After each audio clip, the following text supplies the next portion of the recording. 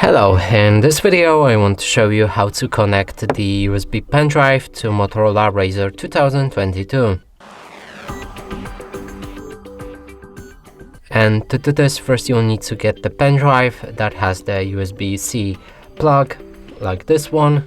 You can always go with an adapter as well, if you prefer, to normal USB port.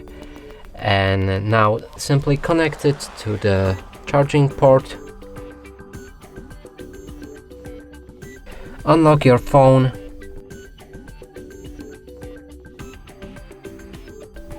Now let's see if it's connected. Here it is. It's USB drive, so we need to click on it. And here we can open it with a Files or Files bar Google, and I'm just using normal files. And from here we should be able to access all files available for it.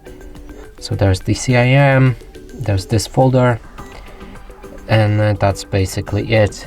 Now to disconnect it, let's see if there's an eject button. There is, so simply click on the arrow next to USB drive and click on the eject, and then remove the USB port when it's ejected. And that's it for this video. Hope you like it. Please consider subscribing to our channel, leave a like and a comment below.